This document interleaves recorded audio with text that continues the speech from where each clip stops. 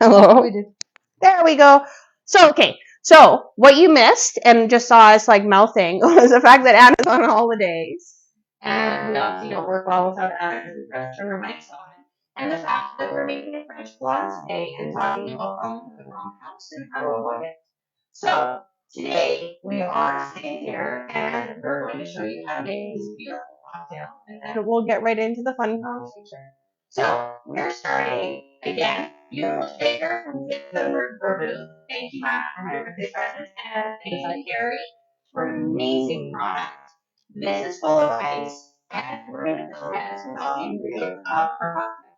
So here we are on our cocktail, and we are going to start with a little bit of gin. So we are using Confluence Gin because Confluence is a local maker for gin, and we obviously want to support our local people. So we're going to do 1 ounce of gin. You need the bag to show them the bottles. Okay. This one. Half an ounce of elderflower liqueur, which we use St. Germain's. This one. And, oh, no, we got volume. I was going to say. And 2 ounces of Lillet. Oh, it smells delicious, actually. And then 2 ounces of grapefruit juice. There you go. We're being told we sound electronic. Like, you know. No, I'm just checking because they're saying we sound. To take the mics out and we're just going to talk like normal people. All right. So we've got everything in our shaker and we are now. This is the part Anna always gets scared at. She's always terrified that I'm somehow going to make this go everywhere. I have never done that yet. Yet. We have the blood oranges. That's right. And you can stick it in. Yes, those little clip. She really likes the little try. clips. Yay. Yeah. And now we've got a martini glass that we're pouring all of this into. So obviously you can use the top of the lid or, again, coming with the amazing set from Fifth and Vermouth, which love, you can strain it into your glass after a good shake. I already have mine done. Yes, yours is already done. Oh, you know what I forgot? Lemon bitters. Sorry, you're supposed to shoot lemon bitters in there? Yes, probably. No, I put it in yours. I didn't put it in mine. All right. So, a little shake of lemon bitters, and there is your drink. Yeah, looks beautiful. It does look beautiful. And then nice little... pink gin. That's right. I know. It gives it a nice color. Okay, let's try. That's really good. That's delicious. That's a really good cocktail. And I'm not a grapefruit person, which I was a little fearful of the grapefruit juice, but that's actually really good. I think I'm going to make that for Clint tonight. Hey, I sent you home with cocktails for your husband last time. He loved it? Yes. Oh, good. We can make this all. I can pre-make this and send it home with you for your husband yes. too. Wonderful. I know. I actually heard Rob really liked the cocktail too. I sent them both home with pre-made cocktails last time, which is something that you can do when you have company over. Is you can actually pre-make a whole bunch of the cocktail ahead of time, and then you have it ready for them when your company does come over, and then it's kind of a nice way to serve it, so you're not making cocktails all night. My husband actually makes me do this because otherwise I'm just sitting there playing bartender all night. So what's we talk? We're talking about hitting the wrong house. We're talking about falling for the wrong house. Falling. Okay. Falling, because it is November, which is Movember, and we're trying to do main-based issues. Subjects. Exactly. So, is it normal to regret buying a house? Absolutely. Buyer's remorse when you're spending the most money you've probably ever spent in your entire life, and being one of the largest purchases you're ever going to make, having a little regret is normal. That's not abnormal to wonder if you made the right decision. The question is, what level of regret is reasonable? Yeah, and you need to consider that probably you can be too overwhelmed with all the emotions, with changing lifestyle, changing place, with all the circumstances. It can be just overwhelming for every people, right? Absolutely. And it doesn't mean that it's a wrong house. You just need to give yourself some time to settle down your emotions. Absolutely. And see the whole picture. Well, and if you think about it, like honestly, if you think about it, for a lot of people, it is the most debt that they've ever been in their entire life. So that's not abnormal to think, dear gosh, I'm $300,000 in debt. But there also is a difference between good debt and bad debt. And that's, a house is good debt. So again, being overwhelmed until you come to that realization, that is okay. And that is reasonable. But the big question is, how do you know if you bought the wrong house? So the things that we've noticed is, you bought the wrong house when you kind of, I always call it sticking a square peg into a round hole. When everything is wrong and everything is going wrong and nothing's going right and all this other kind of stuff, I tell my clients all the time, don't force it. If it is too hard and it is too difficult, it is the wrong house. If everything is going wrong, as horrible and, weird as that might sound, it's because something's trying to stop you from buying this house. If every time you try and negotiate or whatever, everything is just like you're pushing a rock uphill, it's not the right house. If it's yours, it's going to be yours. Exactly. Yep. And when it's meant to be, honestly, it sounds crazy, it'll flow. The transaction will flow.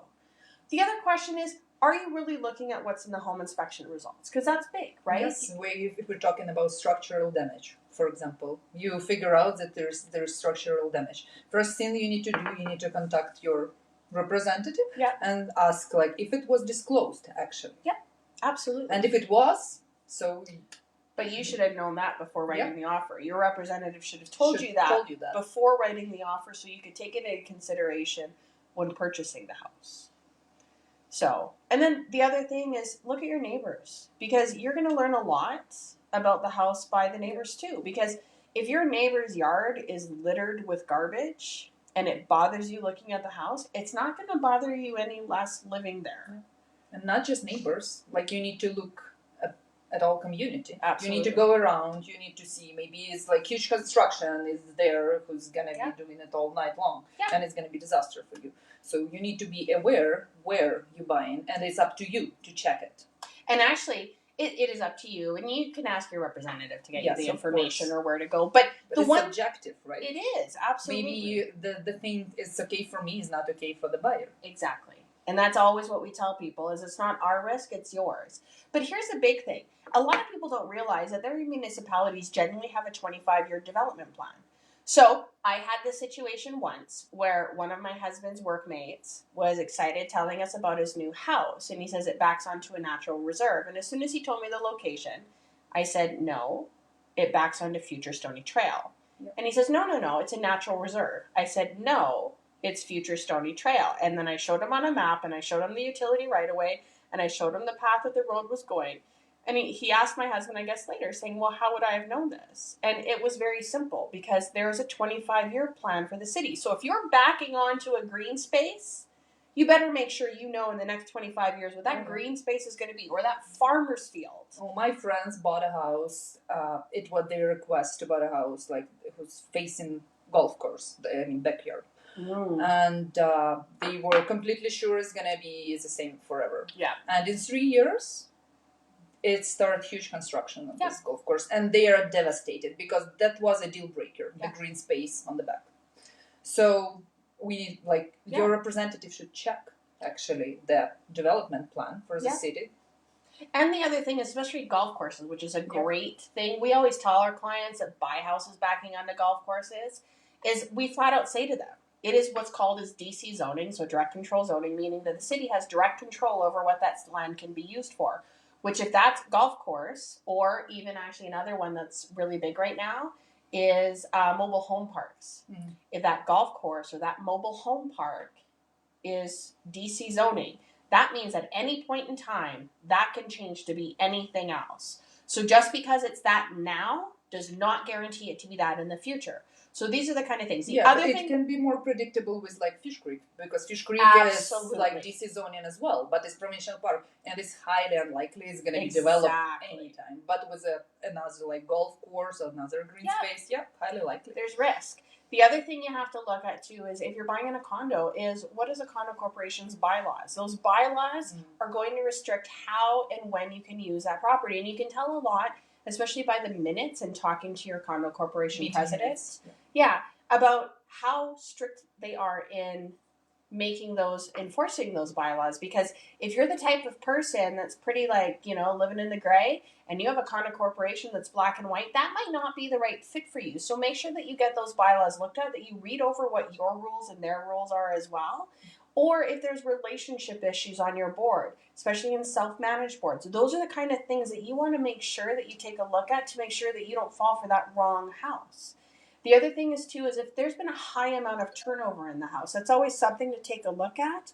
Because if there's an unreasonable amount of turnover in the house, you might want to start asking some questions why. And the biggest thing is, can you afford the house? Because money is huge, and they say that most relationships fall apart based on financial arguments, although I'm sure that there's a lot of other things that they have. But don't put yourself in a position where you're going to have relationship issues because you bought a house that you can't afford because there's too many renovations or too much work. Utilities. You need to consider this as well. Yeah, exactly. So the big question is, can you get out of houses after you've fallen for the wrong house? And the answer is always yes. As long as you have conditions, there is a way to get out of the house. Most conditions on contracts right now are actually written to your satisfaction. So like I always say, prove your wife is satisfied.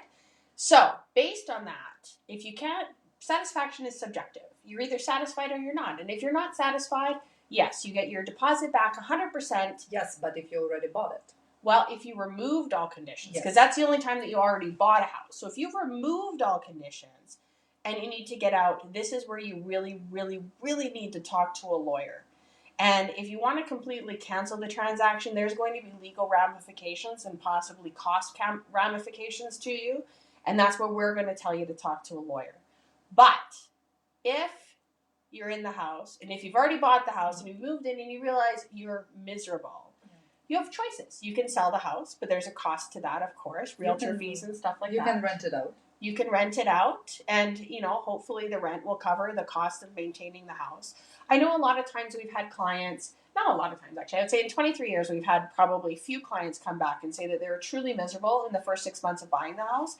And I know for us as realtors, if you come to our team and you tell us that within the first 6 months of buying the house, you're miserable, but of course it has to be disclosed to us within the first 6 months. But lots of times we'll work with you to find a way to get out of that house and move on to the next house. Because honestly, we don't want you to be unhappy in the house we sold you. We believe that we were truly part of the transaction. And I know that when it's for us and we're going through the houses with you, we're looking at the list of things that you've said that you're looking for, and we're reaffirming those to you when you're putting in those offers. I don't want to sell you a house that you don't love. I don't want to sell you a house. Don't fit you. Exactly. Yeah. And honestly, I know people always like, yeah, realtors just want their commissions. You know what?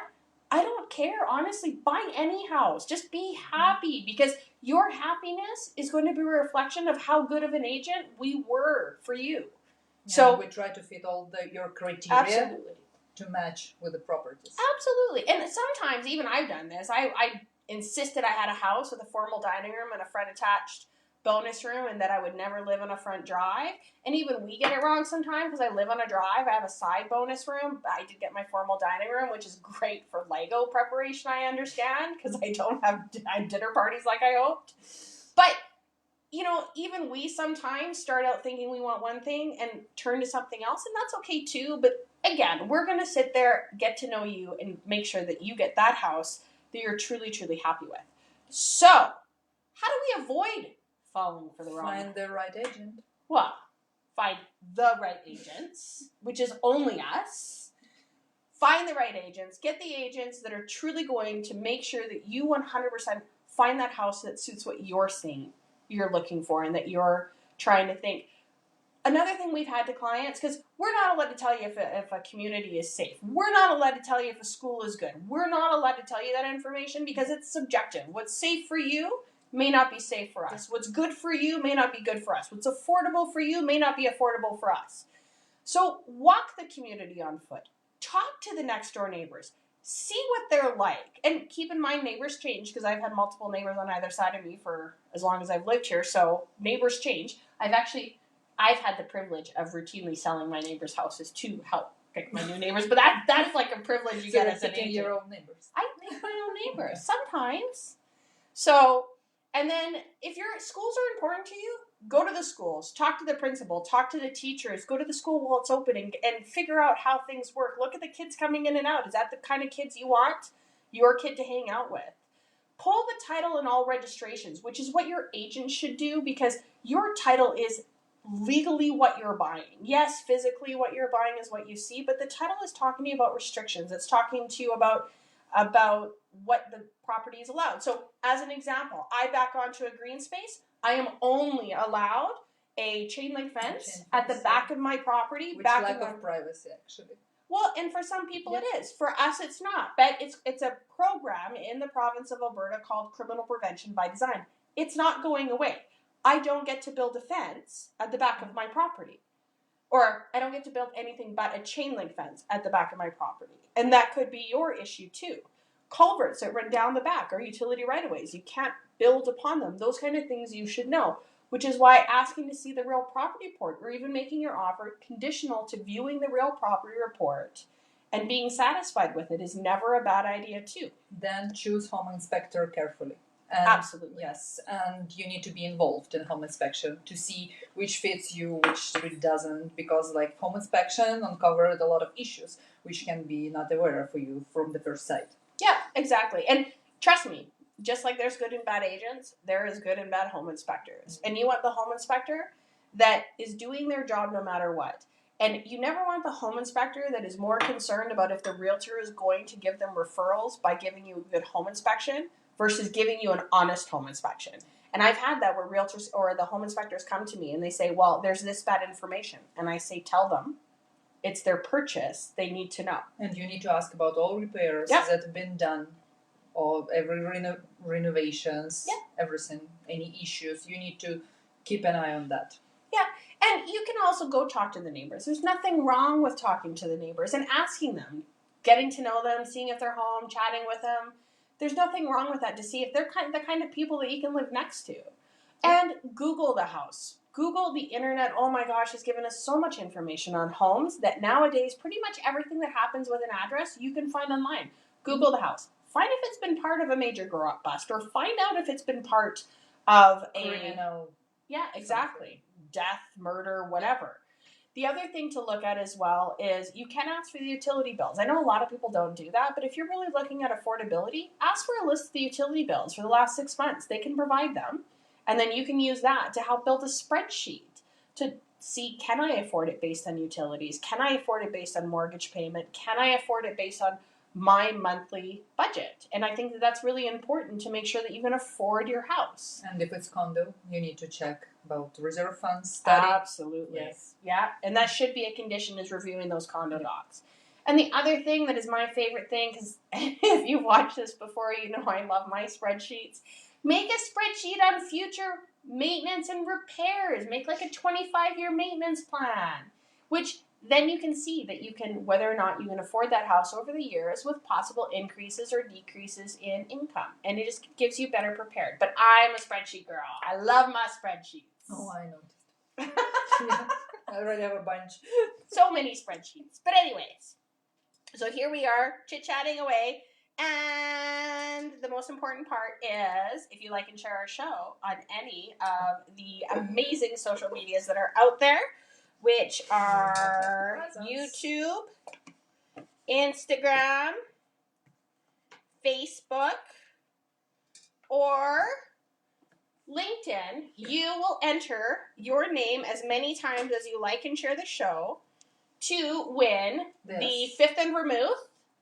What are those? These mugs, Moscow Mule. Moscow Mule mugs, which are amazing for the fall.